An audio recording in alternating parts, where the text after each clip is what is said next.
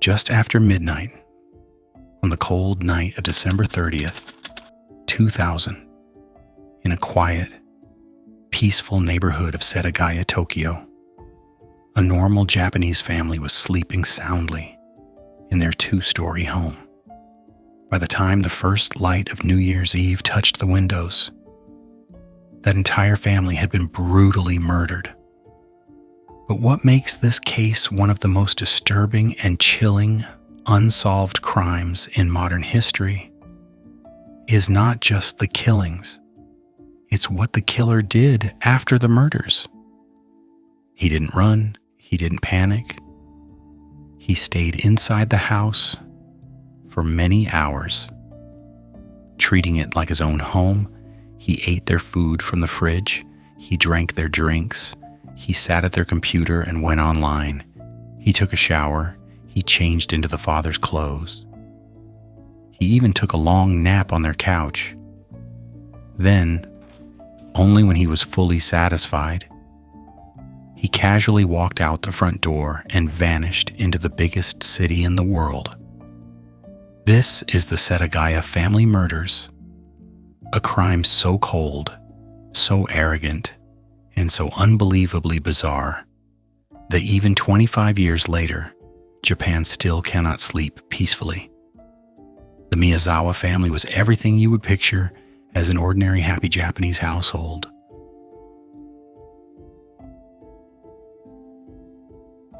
Mikio Miyazawa, 44 years old, worked at a marketing company.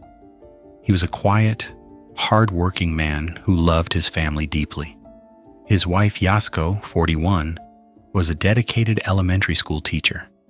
She was known for her warm smile and gentle nature. Their daughter Nina was a bright and cheerful 8-year-old girl, and their youngest, little Ray, was just 6 years old, a playful boy who loved his big sister. On December 30th, the family had gone out shopping together. They came home, had dinner, and everything seemed perfectly normal. Mikio was last seen sitting at the family computer around 10:38 p.m. The house was quiet. The children were already in bed. No one could have imagined what was about to happen. Sometime between 11 p.m. and 1 a.m., an intruder silently entered the house. He went straight upstairs to the children's room. He attacked 6-year-old Ray first, strangling the little boy in his own bed. When Mikio heard strange noises and rushed upstairs to check on his son, a violent struggle broke out on the second floor. Blood splattered across the walls and floor. Mikio fought desperately for his life, but the killer overpowered him and stabbed him repeatedly with a knife. Then the killer moved to the master bedroom and murdered Yasuko in the same brutal way. Finally, he killed 8-year-old Nina in just a few terrifying minutes. The entire Miyazawa family was gone, but the horror was only beginning. Instead of fleeing the scene like any normal criminal would, this killer did something truly shocking. He decided to stay. He walked downstairs to the kitchen and opened the refrigerator. He took out ice cream and ate 4 full cups of it.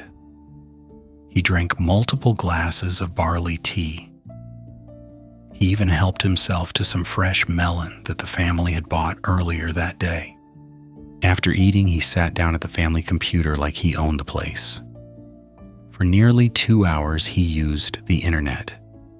He created new folders on the hard drive. He browsed several websites. He even left digital footprints that police would later study for years. When he was done with the computer, he went to the bathroom, took a long shower, and cleaned himself up. He found some of Mikio's clothes and changed into them, leaving his own blood-stained clothes behind. He noticed a cut on his hand from the struggle with Mikio. Instead of panicking, he calmly opened the family's first aid kit and bandage the wound with professional care. Then, this cold-blooded killer lay down on the living room couch and took a long, comfortable nap. Yes, he actually slept in the same house where he had just slaughtered 4 innocent people. When he finally woke up, he used the toilet and deliberately left it unflushed. Only then, sometime before 10 a.m. on December 31st, did he gather a small amount of cash and a few other items, walk out the front door, and disappear into the streets of Tokyo. Later that afternoon, Yasuko's mother arrived for a planned New Year's visit. When she entered the house, she walked into a scene of pure horror. The police arrived quickly, but what they discovered left even veteran detectives stunned. The killer had left behind an incredible amount of evidence, over 12,500 pieces in total. His fingerprints and palm prints were everywhere. On the walls, on the computer keyboard, on doors, on glasses. His own blood was found at multiple locations. Hairs, footprints, fibers from his clothes, all left behind without any attempt to clean up. He even left his feces in the toilet. He wore a very rare, limited edition sweatshirt that was only sold in a few stores. Sand found in his bag was traced to a specific desert area near a U.S. military airbase. His blood type was A. He wore size 27.5 centimeter shoes. He was left-handed. And the way he bandaged his wound showed some basic medical knowledge. With so much physical evidence, police were confident they would catch him quickly. They ran the DNA and fingerprints through every database in Japan. They questioned thousands of people. They checked security cameras across Tokyo. They even tested the sand and the rare sweatshirt against every possible lead. But 25 years have passed, and still, no match.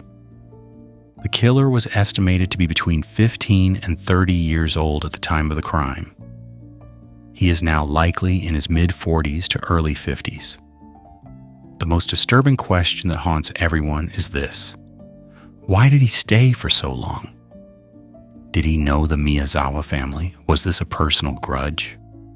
Or was he simply so emotionally detached, so ice-cold, that murdering 4 people didn't bother him in the slightest?